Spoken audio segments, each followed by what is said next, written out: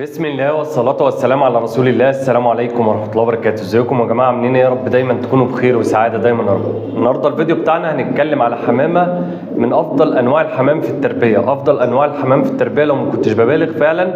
والحمامة دي لازم تخش عند اي غاوي تلاقيها، نوع مميز جدا جدا في التربية، من افضل انواع الحمام اللي انا بحب اربيها، والحمامة اللي انا يعني بربيها بقالي فترة كبيرة جدا، حوالي ما يقرب من 5 سنين. بصراحة احسن حمامة شفتها في التربية كشكل وكطبعا انتاج، حمامه مميزه جدا، وهي الحمام اللاحم الفرنسي. لما بتكلم عليه وبقول الحمام اللاحم الفرنسي يا جماعه، هو حمام عباره عن لحم.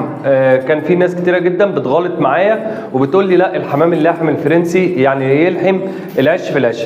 يمكن كلنا لو بنربي حمام هنعرف ان الحمام يعني ايه يلحم العش في العش. زي الحمام الزاجل برضو هتلاقيه بيلحم العش في العش. عندي الحمام اللي هو برضو الهومر بيلحم العش في العش، الحمام الزينه بيلحم العش في العش.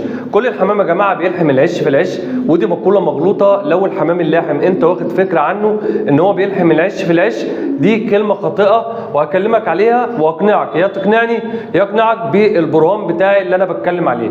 الحمام اللاحم الفرنسي احنا عارفين ان هو عباره عن لحم يا جماعه، لاحم فرنسي، يعني باخد منه انتاج لحم.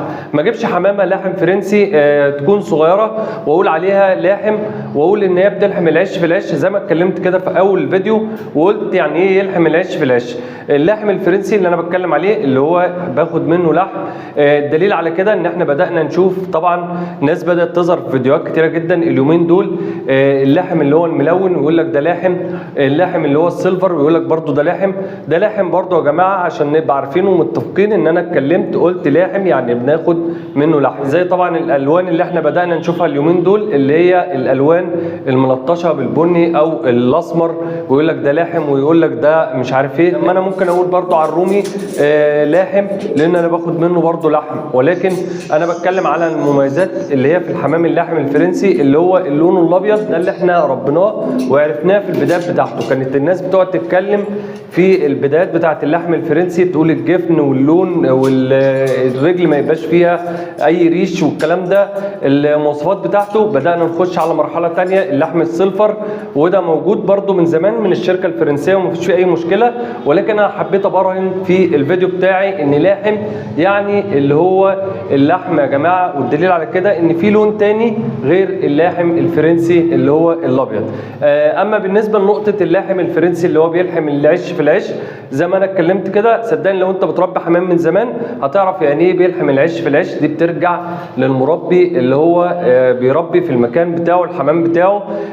انا عندي اسس زي ما بقول كده ان هي بتلحم العش في العش، مش معنى كده ان هي لاحم. دي نقطه مهمه جدا جدا، ولكن هي حمامه مميزه جدا في التربيه. الحمام اللاحم الفرنسي من اجود انواع الحمام للتربيه والمكسب.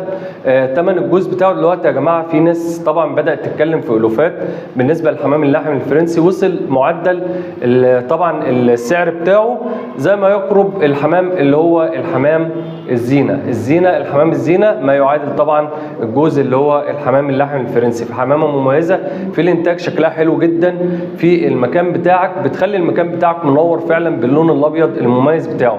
لو انا جبت الوان ثانيه مفيش فيها اي مشكله. ده لاحم برده يا جماعه، بنقول عليه لاحم زي ما احنا اتكلمنا اللي هو بيرمي لحم. وبرده دليلي على الكلام ده ان كان في ناس بتوزن اللاحم الفرنسي بيقول لك بص ما شاء الله عندي الاوزان بتوصل ل 600 جرام، عندي الاوزان بتوصل ل 650 جرام. طب ايه المعنى بتاعه؟ ان انا بوصل ان انا باخد منه لحم وفي نفس الوقت باخد منه انتاجيه فعلا عظيمه جدا في الانتاج بتاعه. طبعا اللحم الفرنسي ده لما نزل في ناس كتيره جدا بدات تتكلم عليه، اللي يقول لك الجفن واللي يقول لك مش عارف ايه، وبدانا فعلا نضرب سوق اللحم عندنا في مصر لدرجه ان احنا بدانا نصدر لبره كل انواع الحمام اللاحم. ما بقاش في عندنا مزارع كتيره جدا، ونتوجد نوادر بقت دلوقتي الحمامه من النوادر اللي هي بتبقى موجوده وبيطلب فيها سعر كبير جدا. فلو انت عايز تبدا تربيه الحمام ابداها من اللحم الفرنسي اللي هي موجوده عند كل غاوي. صدقني لو اي واحد من الناس اللي انت تعرفها الغاويين الكبار لازم تبص في السلاكه عنده او في المكان بتاعه هتلاقي حمامه من الحمام بتاعنا اللي احنا بنتكلم عليه النهارده. ودي افضل حمامه انا بحب اربيها، ودي بنصح بيها اي حد لو عايز تبدا تربيتك في تربيه الحمام اللاحم الفرنسي. دي كده نهايه حلقتي معاكم، يا رب كده اكون قدرت اقدم ماده بفيد حضراتكم. ما تنسوناش بقى في نهايه الفيديو باللايك والشير والاشتراك في القناه، ويا ريت تفعل زر الجرس ليصلك كل ما هو جديد من قناتي. والسلام عليكم ورحمه الله وبركاته.